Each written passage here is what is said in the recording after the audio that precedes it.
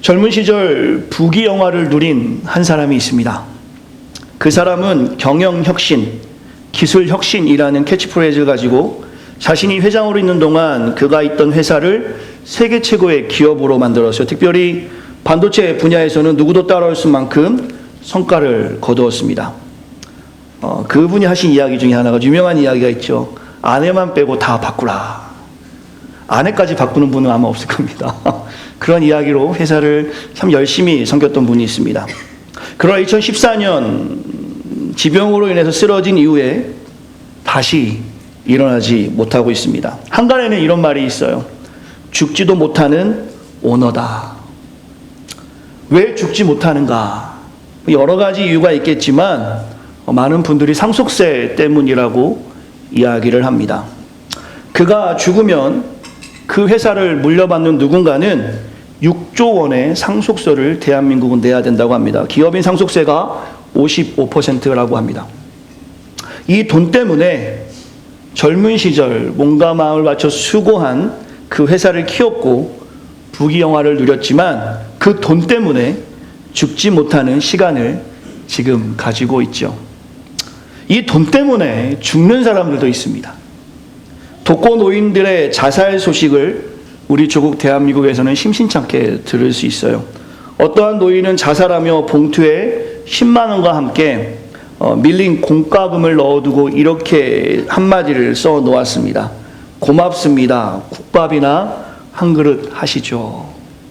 몇 년 전 대한민국에서는 새 모녀 자살 사건이라는 기사도 있었습니다. 자살하면서 그동안 밀린 공과금을 마련해놓고 죽었죠. 며칠 전입니다. 한국에서는 탈북한 새터민 모자 5살 난 자녀가 있는 엄마와 아들이 아사했다는 소식도 듣게 됩니다. 대한민국에서 말입니다. 아사라는 것은 배고파서 죽는 것을 말합니다. 풍요로운 이 땅에서 이렇게 돈 때문에 또 죽지 못하는 사람, 돈 때문에 죽는 사람들 우리가 참 많이 보게 됩니다. 지금 이야기들은 21세기의 돈의 영향력을 가늠할 수 있는 이야기 같습니다. 돈의 영향력을 좀 더 이야기해 보고 싶어요. 만약 우리 성도들에게 $10 million, $10,000,000인가요? 맞나요? 100억? 예. $10 million을 준다면 여러분은 어떤 일까지 하실 수 있겠습니까? 지금 $10 million가 생긴다면 여러분은 어떤 일까지 할 수 있으시겠습니까? 100억. 한번 생각해 보세요. 맥스 루케이도의 하나님이 나를 버리셨다라는 책에 보면 이 질문을 합니다. 만약 나에게 10 밀리언, 100억을 누군가가 준다면 사람들은 어떻게 할 수 있는가? 그 책에 보면 일주일 동안 매춘행위를 할 수 있다. 23%나 됩니다. 배우자와 이혼할 수 있다. 100억이 생기면 나는 배우자와 이혼할 수 있다. 웃는 분들은 100억 아니어도 난 하고 싶다라는 분들이 있는 것 같은데 그러면 안 됩니다, 여러분. 안 됩니다. 안 됩니다. 이건 우리 얘기가 아니라 책에서 7% 정도는 나에게 100억이 있다면 나는 살인할 수 있다. 혹은 3%는 어린 자식을 버릴 수 있다. 10명에 5명은 저런 극단적인 대답을 돈 때문에 하고 있습니다. 여러분은 어떠십니까? 말도 안 되는 생각이라 하시는 분들이 이 자리에 계실 겁니다. 분명합니다. 왜냐하면 우리는 성경적 가치관으로 돈보다 더 귀한 구원을 선물로 받았기 때문에 우리에게는 저 이야기가 말이 안 되지만 세상을 보면, 우리가 사는 세상을 보면 이 질문과 답이 가능합니다. 사실 10 밀리언이 아니라 100만 불, 50만 불만 줘도, 아니 그에게 필요한 어떤 돈만 주어도 앞에 있는 대답들이 가능한 세상에 사실은 우리가 살아가고 있습니다. 우리가 살아가는 세상은 돈 때문에 죽고 돈 때문에 일어나는 흉악한 범죄들이 참 많은 세상에 저와 여러분들이 살아가고 있어요. 2016년 경기도 의정부시 사패산에서 일어난 살인사건을 기사한 프레시안 뉴스를 보게 되면 범인이 피해자를 살인하고 그 지갑에서 뺏어간 돈이 15,000원이라고 합니다. 사람 목숨값이 15,000원이다. 15,000원 때문에 사람을 죽였다라는 식의 설명은 우리가 살고 있는 자본주의 세상에서도 참 불편한 이야기입니다. 어떻게 15,000원 가지고 그럴 수 있지? 그러나 이런 종류의 사건들은 돈의 크기만 다르지 심심치 않게 우리 세상에서 경험하게 됩니다. 미국이나 한국이나 살인사건의 가장 큰 요인은 돈입니다. 또한 많은 비리들이 돈 때문에 일어나고 가족 간의 불화 또한 돈 때문에 일어납니다. 한 나라의 대통령을 지낸 사람이 돈 때문에 자살을 하고 탄핵되고 감옥에 가는 일을 우리가 직간접적으로 경험했죠.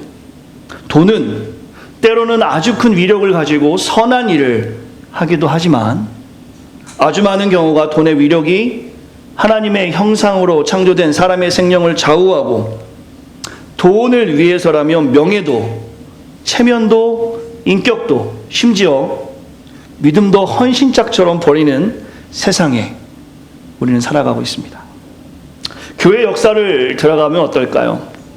상자 속으로 던져놓은 돈이 짤랑하고 소리를 내는 순간 구원받는다. 교회의 탐욕의 시작이라 할 수 있는 16세기에 있었던 일인데요. 독일 마인츠의 대주교가 되기 위해서 엄청난 성과비를 들였던 알브레히트 대주교는 그 빛을 갚기 위해서 우리가 잘 알고 있는 면죄부를 판매하기 시작합니다. 탁월한 슬로건, 효과적인 판매 전략으로 면죄부는 불티나게 세상에 팔려나갔고 세상을 어지럽혔습니다. 교회를 어지럽혔죠. 결국 그 탐욕은 16세기 종교개혁의 불씨를 일으키게 됐죠. 바로 500년 전 마틴 루터는 그 현상을 보고 이렇게 이야기합니다. 돈이 상자에 짤랑하고 떨어지면 욕심과 탐욕도 분명히 증가한다. 마틴 루터는 이 마인츠 대주교를 향해서 이렇게 반박한 것이죠. 그 탐욕이 성경적이지 못해서 종교개혁으로 세워진 오늘날의 교회들이 아이러니하게도 여전히 각종 탐욕들로 가득함을 사실 우리는 목도하고 있습니다. 미국 상원 채플 목사였던 리처드 헬버슨 목사는 이렇게 이야기했어요. 한번 같이 하얀 글씨만 읽겠습니다. 시작. 교회는 그리스도 유동의 철학이 되었고 로마로 옮겨져서 제도가 되었다. 그 다음에 유럽으로 가서 문화가 되었다. 마침내 미국으로 왔을 때 교회는 기업이 되었다. 리처드 헬버슨이라는 상원에 있는 채플린이 저 이야기를 했는데요. 저 이야기가 결국에 우리나라로 오게 됩니다. 그러면서 커바디스라는 영화를 만든 김지한 감독은 대형 교회의 세습을 비판하면서 저 노란 글씨를 이야기했어요. 교회는 한국으로 와서는 대기업이 되었다. 저는 이 비평이 사실 그 JTBC 뉴스 앵커가 했던 말인데요. 교회 세습을 비판하며 이 이야기를 인용했었습니다. 교회가 세상을 향해서 방향을 제시해야 하는데 오히려 세상이 교회를 향해 바른 방향으로 가라고 이야기합니다. 사실 이 비평이 모든 교회에 적용되는 것은 아닙니다. 여러분이 섬겼던 한국교회가 모든 교회가 다 대기업이 되지 않았어요. 성실하신 목사님도 계시고요. 성실한 성도들도 있습니다. 그러나 이 비평에 우리가 마음 아파하며 곱씹어 보아야 하지요. 후기 청교도자인 리차드 백스터는 이렇게 이야기합니다. 우리 마음속에 소유를 집착하게 하는 세상은 우리를 하나님께 불성실하게 만들며 사람에게 불성실하게 만들며 우리가 받은 소명에 불성실하게 만들며 종교 자체를 불성실하게 만든다. 당시 청교도들은 풍요가 사람을 하나님께 다가갈 수 없게 만든다는 것을 지적하는 이야기이죠. 코튼 매터라는 사람은 당대의 물질주의에 대해서 이렇게 이야기합니다. 기독교는 번영이라는 딸을 낳았고 그 번영이라는 딸은 기독교인 어머니를 파괴했다. 오늘날 교회가 번영과 성장이라는 이름으로 만몬, 돈의 신을 하나님보다 더 우위에 두고 살아가는 것을 비판하는 이야기들입니다. 복음의 힘을 경험한 교회가 주 예수보다도 귀한 것은 없네 라고 고백하는 교회가 점차 그 복음, 우리를 자유케 한 복음에는 둔화되고 돈에 민감하게 반응하여 돈에 쉽게 무너지는 모습들을 우리는 지금 우리의 모습 혹은 교회의 모습들을 통해서 보고 있습니다. 교회가 세상에 전혀 영향력이 없는 모습까지 우리가 보게 되죠. 교회가 영향력이 없어지는 거예요. 뭐 때문에요? 돈 때문에입니다. 질문하죠. 이래도 돈이 좋으십니까? 옆 분에게 한번 질문해 보세요. 해보세요. 이래도 돈이 좋습니까? 앞선 이야기들을 보면 인생과 신앙에서 분명히 돈이 큰 힘을 가지고 때로는 그것을 파괴하는 힘을 가지고 있어요. 돈. 좋으세요? 예, 좋습니다. 왜, 안 좋으세요? 돈이 싫다고 한다면 그것 또한 거짓 증언하지 말라는 주님의 말씀을 지키지 못하니 될 거예요. 예, 돈 좋아요. 좋습니다. 지금은 없지만 좋습니다. 그러나 돈, 재물을 성경에서 가까이 할 때는 위험함이 있음을 분명히 성경에서는 경고합니다. 구약에서는 내 하나님 여호와를 기억하라. 그가 내게 재물 얻을 능력을 주셨음을 이야기하면서 재물 얻을 능력조차도 하나님이 주셔야 함을 이야기하고 있고요. 시편 기자는 이렇게 얘기합니다. 하나님을 자기 힘으로 삼지 아니하고 오직 자기 재물의 풍요함을 의지하는 자는 궁극적으로 멸망하게 될 것이다. 신약의 몇몇 구절에서는 재물 앞에 불의라는 말을 많이 씁니다. 불의의 재물이라는 것이죠. 저는 오늘 부르심이라는 큰 주제를 가지고 사랑하는 성도들과 말씀을 나누려 합니다. 잠시 로마서 강의를 멈추고 부르심의 두 번째 주제, 재물, 돈에 대해서 말씀하시는 성경의 가치관을 이 시간에 잠시 살펴보려 하는데요. 제자로 부름받은 우리가 성경적으로 재물을 어떻게 바라보고 제자된 우리가 어떻게 성경적으로 재물을 사용해야 되는지를 이 시간에 잠시 살펴보려 합니다. 우리 공동체가 앞으로 많은 사역들을 할 텐데, 저와 여러분들 앞으로 많은 일들을 하게 될 텐데, 이 하나님과 재물 사이에서 명확한 가치관을 가져가지 못하면 지금 우리가 바라보는 교회에 올바르지 못하는 모습 가운데 여러분이 중심에 들어갈 수 있단 말입니다. 인식하지 못하는 사이에. 하지만 오늘 말씀을 통해서 우리가 진정 복음의 힘, 죄에서 자유를 경험한 정말 하나님의 제자로 부르심받은, 주님의 콜링받은 제자들이라면 오늘 말씀이 삶에 직접적으로 영향될 수 있는 귀한 시간이 되기를 간절히 축원하는 마음으로 조금 부담이지만 담대한 마음으로 살아계신 하나님 말씀 증거하겠습니다. 오늘 본문이 마태복음 6장 24절의 말씀입니다. 바로 제자로 부르신 주님께서 제자된 우리에게 주인이 누구냐라고 물어보시는 말씀인데요. 같이 한번 말씀을 읽겠습니다. 시작. 한 사람이 두 주인을 섬기지 못할 것이니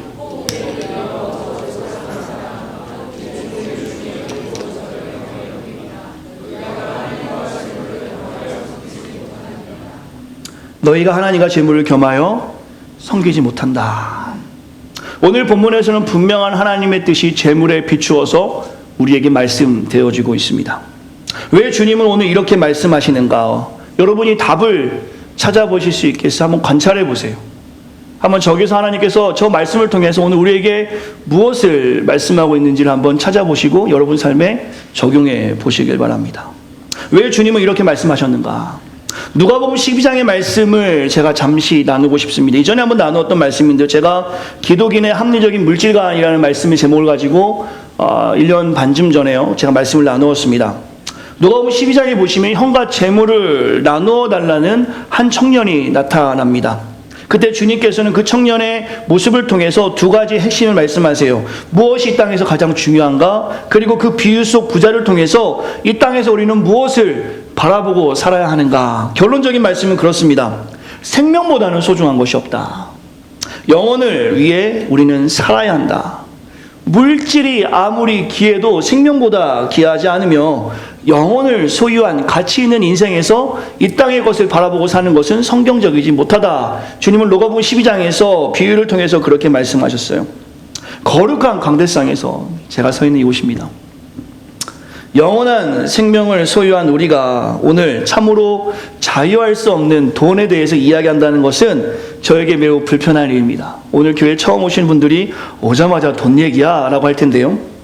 저는 오늘 하나님 말씀을 통해서 매우 어려운 결단들이 이 시간에 있기를 소망하는 마음으로 말씀을 전합니다. 특별히 제자로 부름받은 성도들이 이 자리에 있다면 강력한 도전을 받으시길 바랍니다.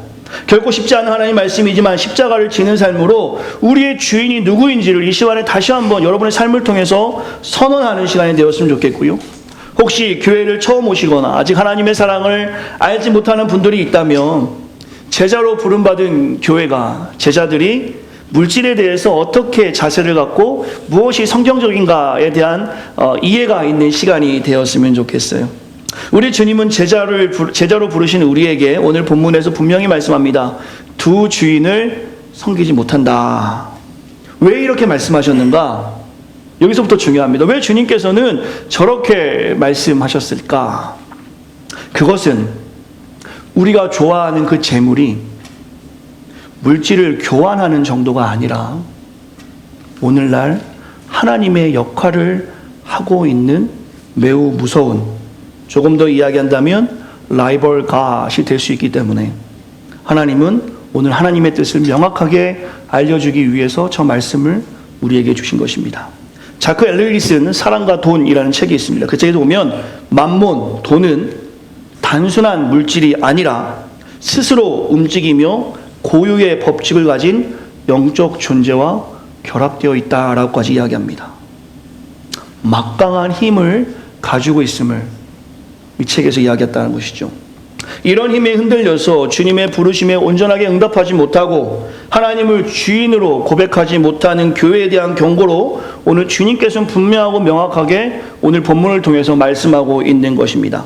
하나님과 재물을 겸하여 섬길 수 없다. 이 질문을 여러분이 스스로가 지금 잠깐 포즈하시고 내가 하루 동안에 돈을 많이 생각하는지 하나님을 많이 생각하는지 스스로가 한번 판단해 보시면 돼요. 그 질문을 가지고 다시 말씀을 들어가겠습니다. 우리 믿는 사람들에게는 이왕이면 하는 신앙이 있습니다. 이왕이면 무슨 말씀이냐면 이왕이면 구원도 받았지만 돈도 좀 있으면 좋겠다. 예전에는 기복신앙의 모습 가운데 저는 기복신앙이 나쁘다고 이야기하지는 않습니다. 복을 받는 신앙이 맞습니다. 우리는 예수를 통해서 복을 받습니다. 그러나 그 복이 현상의 복이 아니라 바로 구원의 복, 예수 그리스도 자체가 복이라는 것을 좀 기억하시면 좋겠고요.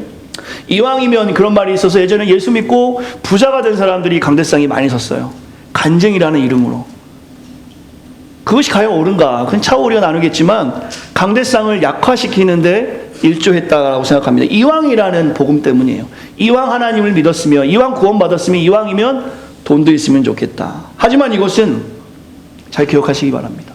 성경 전체를 봤을 때 균형 있는 가르침은 아닙니다. 오늘날 우리는 하나님처럼 막강한 힘을 발휘하는 물질 세계에 살아가지만 주님은 분명하고 명확하게 제자로 부르신 우리에게 말씀하셨어요. 6장 24절 말씀이죠. 노란 글씨입니다. 너희가 하나님과 재물을 겸하여 섬기지 못한다. 이것을 잘못 해석하게 되면 한쪽을 택하라라는 말로 해석할 수 있어요. 이것은 반은 맞고 또 반은 틀립니다. 분명히 오늘 본문을 보시면 하나님과 재물 모두를 붙잡고 갈 수 없음을 분명하게 말씀하고 있습니다. 명확하게 하나님이 우리의 주인 되심을 선포하는 삶의 태도가 오늘 제자된 우리에게 있어야 한다는 것이죠. 그렇다면 물질은 무엇인가? 재물은 버려야 하는가? 그렇지 않습니다. 잘못된 종말론을 가르치는 자들은 재물을 버리라고 합니다. 어디다 버립니까? 교회로 버리라고 합니다. 절대 그렇지 않습니다. 성경적이지 못하죠. 그렇다면 오늘 본문에서 주님의 뜻은 무엇인가? 제자로 부르신 우리에게 어떤 말씀을 하기 위해서 저 한 사람이 두 주인을 섬기지 못할 것임을 말씀하고 있는 것인가? 이것은 우리가 분명하게 우리의 주인이 누구인지에 대한 명확한 고백을 하라고 주님께서 말씀하는 것이며 그와 함께 주인 되신 하나님이 우리에게 스튜어드십, 청지기의 자세로 재물을 주셨음을 기억하고 잘 다스려야 함을 말씀하고 있는 것입니다. 성경 해석의 역사 속에서 성경이 돈에 대해 제시하는 증거가 두 가지입니다. 하나는 돈이 축복이라는 말입니다. 돈은 복이라는 거예요. 성경에서도 분명히 그렇게 말씀하는 구절들이 있습니다. 하지만 성경에서는 동일하게 이렇게 말씀합니다. 돈을 사랑하는 것은 죄이다. 이 두 개념을 제가 이렇게 설명드리면 더 이해가 쉬울 것 같습니다. 장로교 신학자인 로버트 데브니가 이 부분에 대해서 이렇게 이야기했어요. 부에 대한 개인적인 태도 속에서 청지기적에 대한 성경 개념을 좀 이해하라라는 말로 이렇게 이야기했는데요. 제가 읽어드릴게요. 주어진 상황 속에서 소유를 가능한 가장 잘 사용하는 것이 우리의 의무이다. 능력 범위 안에서 돈을 더 선하게 하나님께 영광을 돌리게 쓸 수 있었는데 하나님을 섬기는 데 방해가 되지 않지만 덜 유익한 곳에 돈을 사용했다면 우리는 의무를 다하지 못한 것이다. 죄를 지은 것이다.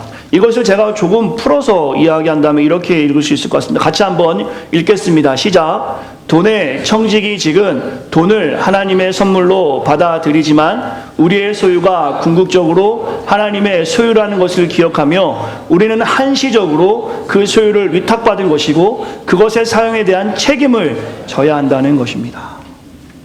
우리 청년들은 이 이야기를 잘 기억하고 공부하시고 직장을 구하시고 하나님 허락하신 그 재물을 다스려 보시길 바랍니다. 이것이 성경적 가치관이에요. 이것은 정확하게 성경에서 우리가 재물을 어떻게 다스려야 되는지 말씀하고 있는 것입니다. 다시 말하면 우리의 주인이 하나님이고 하나님이 우리에게 재물을 맡긴 것뿐이에요. 이것이 바뀌어서 우리의 주인이 재물이 되고 하나님은 우리의 삶에 이용하는 정도로 해버리면 그것은 성경적이지 못하다라는 것입니다. 한번 잘 생각해 보세요. 이 두 가지가 지금 어떻게 세상에서 바뀌어서 우리의 삶을 설명하고 있는지. 그러나 이것은 쉬운 일이 아닙니다. 저도 돈을 좋아하고 여러분도 돈을 좋아합니다. 돈은 이미 우리의 삶 전체에 현실적으로 스며들어와 있습니다. 따라서 내가 돈을 다스리느냐, 돈에게 다스림을 당하느냐는 현실적인 씨름이고 끊임없이 우리가 싸워야 될 문제라는 것입니다. 그래서 우리가 하는 것은 결단이 필요한 거예요. 그래서 이 시간에 성령의 도우심이 여러분과 저에게 필요한 겁니다. 마틴 루터는 이런 이야기를 했어요. 같이 한번 읽겠습니다. 시작. 우리에게는 세 가지의 회심이 필요하다. 가슴의 회심, 정신의 회심, 그리고 돈지갑의 회심이다. 이 결단은 매우 힘든 겁니다. 여러분의 돈지갑이 회심이 되었습니까? 삶으로는 하나님을 고백하지만 여러분의 삶의 전체가 주인 되신 그 하나님 앞에 온전하게 서 있습니까? 아니면 하나님 맡기신 그 재물 앞에 서 있습니까? 오늘 본문의 말씀으로 우리가 분명한 하나님의 뜻을 보기 원합니다. 우리는 두 주인을 섬길 수 없습니다. 여러분에게 질문하죠. 제자로 부름받은 우리의 주인이 누굽니까?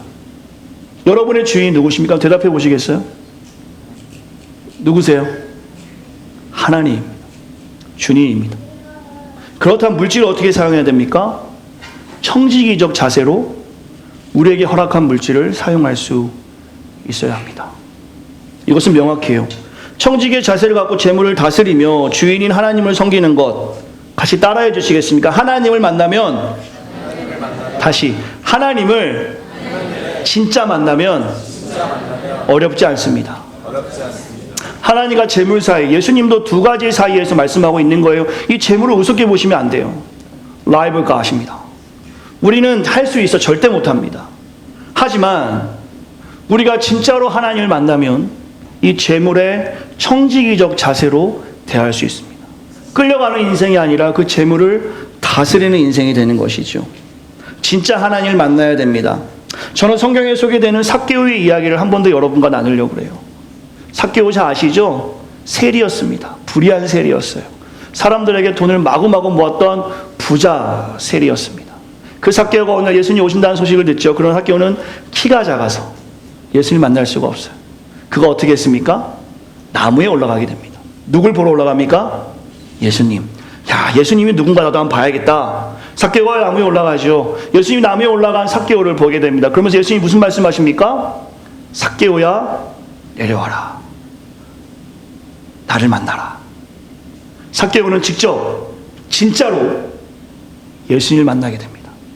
그가 예수님을 진짜 만났을 때 했던 행동이 무엇입니까? 주님을 진짜 만나는 삭개오는 진짜가 중요합니다.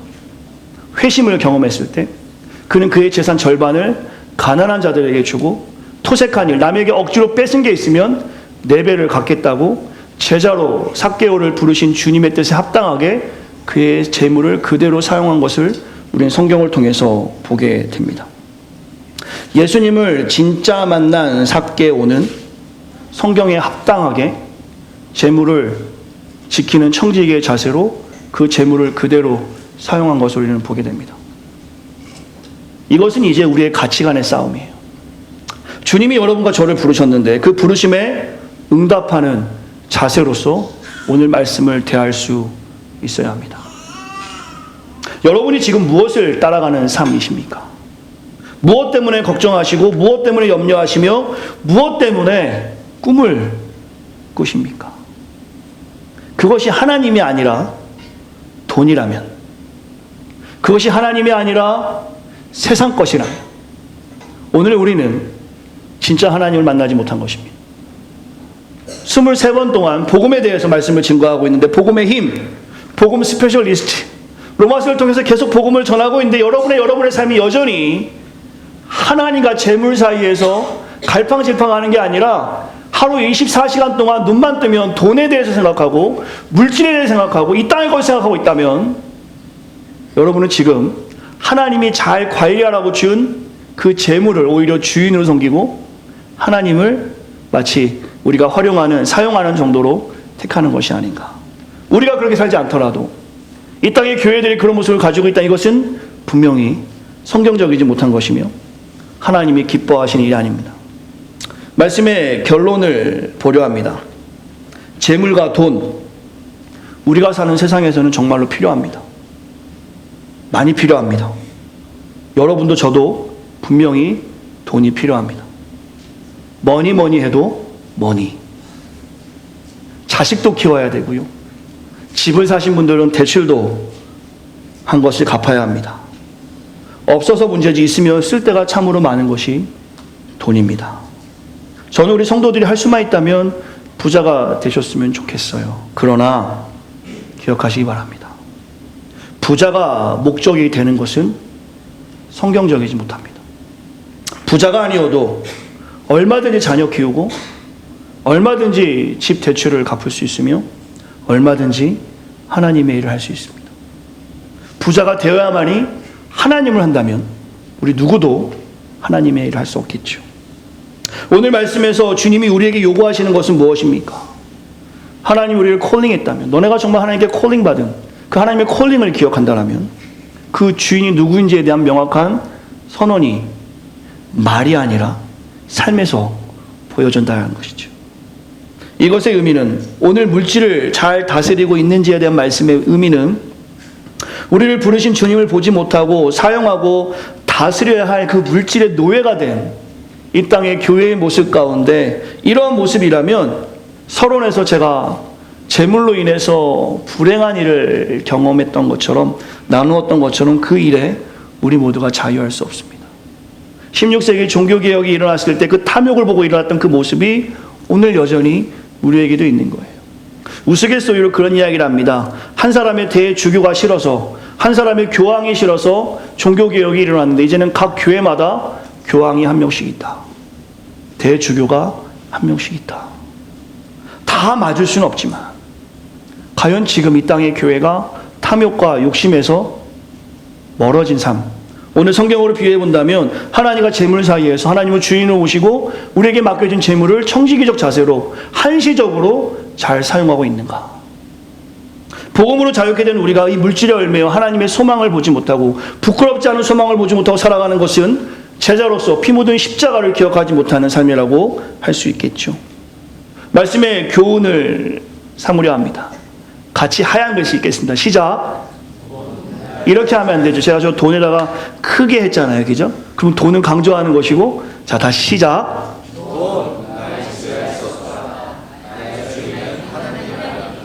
안 하시는 분은 뭐죠? 뭐 어떻게 하겠다는 겁니까? 지금?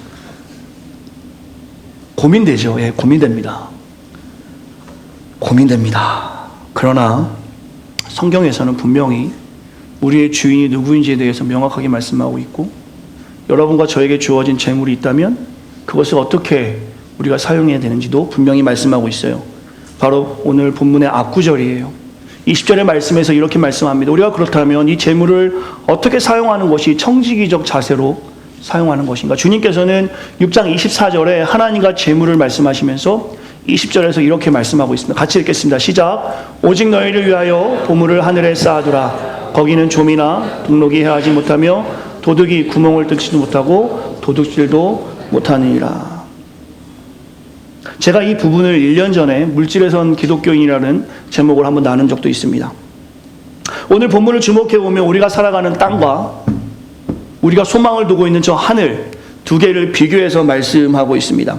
땅과 하늘을 비교해서 말씀하기 때문에 이 말씀도 같이 보면 좋겠어요. 골로새 3장 1절과 2절 말씀 보시면, 그러므로 너희가 그리스도와 함께 다시 살리심을 받았으면, 중요합니다.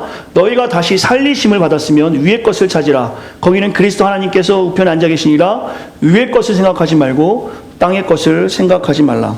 땅의 것이 무엇입니까? 골로새 3장 5절 말씀 보시면 곧 음란과 부정과 사욕과 악한 정욕과 탐심이니, 탐심은 우상 숭배라 말씀합니다.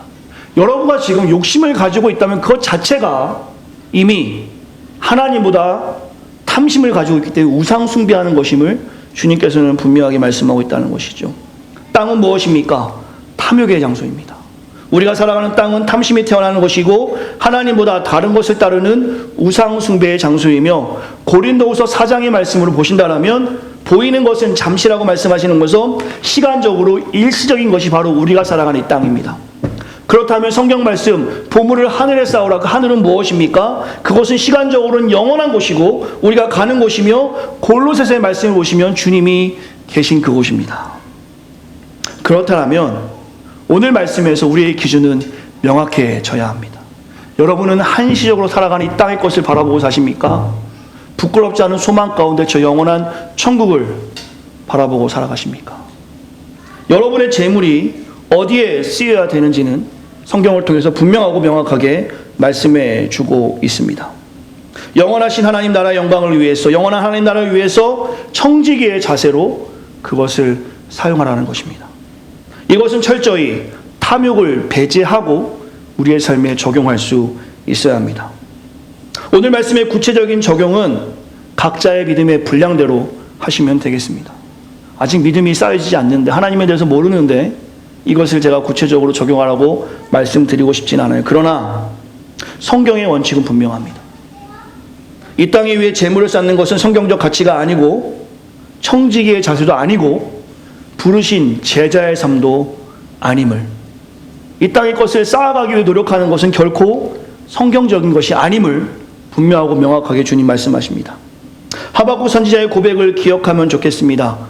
무화과 나뭇잎이 마르고 포도 열매가 없어도, 아시죠? 어떻게 하는 거냐면 난 여호와, 죄송합니다. 난 여호와로 즐거워하리. 여러분에게 비록 그 물질이 없을지라도, 우리가 비록 이 땅에 쌓을 만한 보물이 없을지라도 오직 여호와 하나님으로 즐거워하는 것, 이것이 오늘 본문을 통해서 우리에게 주시는 명확한 하나님의 뜻입니다. 또 반대로 쌓을 만한 물질이, 재물이, 보물이 너무 많으신 분들이 이 자리에 계시다면 그것은 여러분 것이 아니라 하나님이 여러분에게 맡기신 재물임을 기억하시고 청지기적인 자세로 그것을 어떻게 하나님의 영광을 위해 쓰여야 될지를 고민하시면서 오늘 하루 이 예배당을 나가시면서 여러분 삶에 가지고 있는 그 탐욕과 욕심을 버리시고 하나님 앞에 온전하게 설 수 있는 사랑하는 온 성도가 되시기를 간절히 축원합니다. 오늘 말씀을 통해서 우리 새생명 공동체는 삶의 자세를 다시 한번 고쳐잡을 수 있는 시간이 되었으면 좋겠습니다. 하나님을 정말로 우리가 만났다라면, 진짜 하나님을 만났다라면, 여러분과 제가 정말로 그 부르심에 합당한 삶을 살아가고 있다면, 죄에서 우리는 영원히 죽을 수밖에 없는 자들이었는데 그리스도의 십자가의 사랑으로 우리의 자리가 옮겨되었다는 것을 날마다 고백하신다면, 믿음으로 고백하신다면, 하나님이 나를 이 새생명 공동체에 그냥 보내신 것이 아니라 사명으로 이곳에 보내셨다라고 고백하신다면, 이제 여러분과 저는 오늘 이 시간에 말씀으로 결단할 수 있어야 합니다. 우리 찬양팀 앞으로 나와주시고요, 같이 한번 마음을 다해서 오늘 본문의 말씀을 읽겠습니다. 시작. 한 사람이 두 주인을 섬기지 못할 것이니 혹 이를 미워하고 저를 사랑하거나 혹 이를 중히 여기고 저를 경히 여김이라. 너희가 하나님과 재물을 겸하여 섬기지 못하느니라. 마지막 말씀을 잘 기억하시죠? 6장 마지막 6장 30절에 보시면 먼저 그의 나라와 의를 구하라. 그리하면 이 모든 것을 너희에게 하시리라. 기억하시기 바랍니다.